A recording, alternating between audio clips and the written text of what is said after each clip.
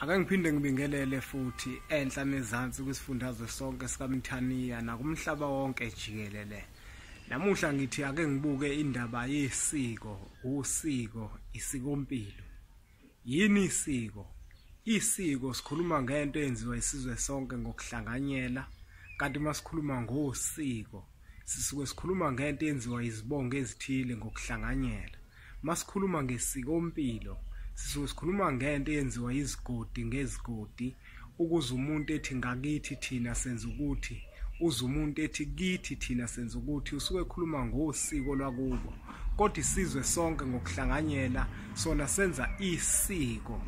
Ingakho ngifisa ukuthi abantu bawazi umehluko phakathi kosiko, isiko, isikompilo, ukuze sizokwazi ukuthi sithi masenza izinto siqonde ukuthi lokho esikwenzayo ngabe kuyisiko noma kuwusiko noma kuyisikompilo. Nanoma ininike mosakhuluma ngento eyenziwa ngakini usuke ukhuluma ngesikompilo ngoba ukhuluma ngento eyenziwa esigodini sangakini.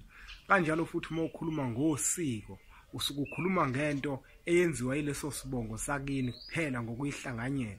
Kodwa uma ukhuluma ngesiko yila usuke ukhuluma khona ngento eyenziwa isizwe sonke ngokuhlanganyela. Ake ngenze izibonelo.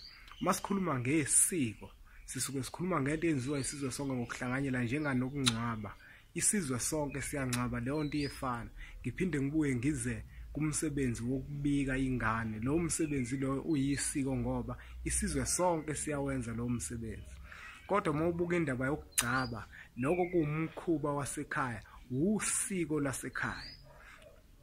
Kuningi ke singakuchaza kona okuyizibonelo. Bengithi nje ake ngisike elijikayo kumehluko phakathi kosiko, isiko nesikompilo ukuze abantu bezowazi futhi bawuqonde.